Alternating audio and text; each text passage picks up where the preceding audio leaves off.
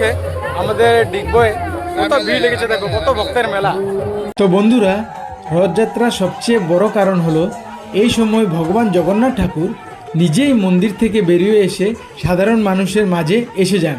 ফলে বিভিন্ন জাতি ধর্মের মানুষ অনেক সহজেই। তো বন্ধুরা, এখন বেরিয়ে গেছি, যাচ্ছি রথযাত্রা দেখতে। চলো তোমাদেরকে ভিডিওটা দেখিয়ে যাব। অ্যাকচুয়ালি বন্ধুরা, আমি কাজ থেকে বেরিয়েছিলাম লাঞ্চ ব্রেকে। যেহেতু আমার ছুটি নেই, তাই বেরিয়েছিলাম রথযাত্রা দেখার জন্য আর একটু ভিডিও বানানোর জন্য। আর সবচেয়ে ইন্টারেস্টিং কথা কি বলো বন্ধুরা, আমি যখন মন্দিরে এসেছিলাম তখন মন্দিরে কীর্তন চলছিল, আর তখন বাজছিল দুপুর 12টা। আর তখন কিন্তু রথ বের করা হয়নি। পুরোহিত মশাইকে যখন আমি জিজ্ঞাসা করেছিলাম, পুরোহিত মশাই বলেছিল রথ বের করতে করতে প্রায় 2টা বাজবে। টাইমিং তো আমার সাথে মিলবে না।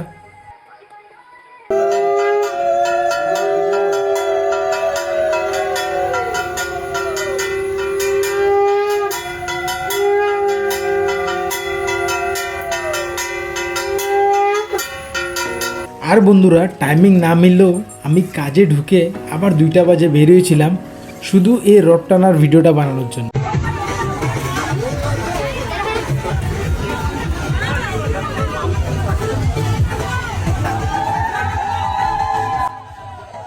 তো বন্ধুরা, রথযাত্রার সবচেয়ে বড় কারণ হলো এই সময় ভগবান জগন্নাথ ঠাকুর নিজেই মন্দির থেকে বেরিয়ে এসে সাধারণ মানুষের মাঝে এসে যান। ফলে বিভিন্ন জাতি ধর্মের মানুষ অনেক সহজেই আমরা ভগবান জগন্নাথ ঠাকুরের দর্শন করতে পাই। তো বন্ধুরা, রথযাত্রার বিষয়ে আমি অত একটা বেশি জানি না। তো বন্ধুরা, ভিড়ের মাঝখানে জগন্নাথ ঠাকুরকে দর্শন করতে আসা ভক্তদের কাছ থেকেই জিজ্ঞাসা করে দেখি, যদি কিছু আনসার পেয়ে যাই। তো আঙ্কেল, আমি আপনার থেকে একটু জানতে চাচ্ছি যে আমি একটু জানি যে রথযাত্রাটা কেন হয়, আজকে কেন বের করা হয়। তো একটু আপনার থেকেও জানতে ইচ্ছা করছি।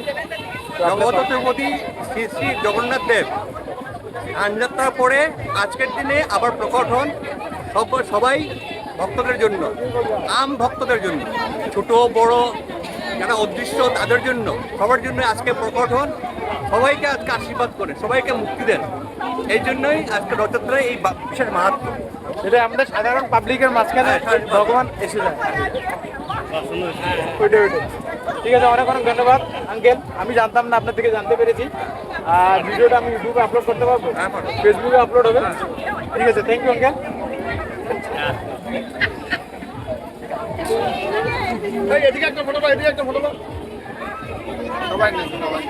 হ্যালো, নমস্কার প্রিয় বন্ধুরা।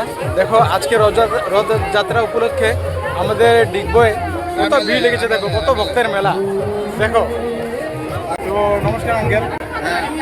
তো আমি আজকে জিজ্ঞাসা করতেছি, যেহেতু আজকে রথযাত্রা, তো আমি একটু জানি যে রথযাত্রা কেন হয়। রথটা টানলে শরীরের পক্ষে অনেক ভালো। রথযাত্রা হলো বলরাম সুভদ্রা রথকে জন্মদিন হয়েছে। আজকে সারা পাড়ার মধ্যে ঘোরানো হয়। তাদের ঘোরানো সবার এই যে সব সৌন্দর্য, তাই আজকে ঘুরে সন্ধ্যার সময় তাদের মাসির বাড়িতে যায় এবং তারপর 7 দিন পর তার মামা বাড়িতে ঘুরবো। ঘুরে সেটা 7 দিন পর এটা কীর্তনের পর ওখানে তাদের সমস্ত নিচে তাদের ক্ষমা প্রার্থনা যা আছে সম্পূর্ণ করবো। তারপরে তাদের বিদায় ঘরে এক সপ্তাহ পরে এই জন্য আমি ক্রাউডের মাঝখানে, পাবলিকের মাঝখানে ভিডিওটা এই জন্য বানাচ্ছি, যেহেতু আমি জানতে পারবো। ঠিক আছে, তারপরে মামা বাড়ি থাকবো,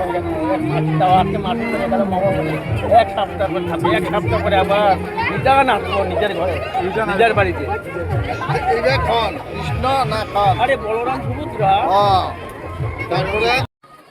আর বন্ধুরা, আমি অনেকের মুখে শুনেছি যারা ভক্তি ভরে রথযাত্রায় অংশ নেন বা রথের দড়ি টানেন, তারা অনেক পুণ্য লাভ করেন আর অনেক রোগ ব্যাধি থেকে মুক্তি পেয়ে যায়। দেখো, সকল ভক্তরা এখানে সারি পেতে দাঁড়িয়েছে প্রসাদ নেওয়ার জন্য।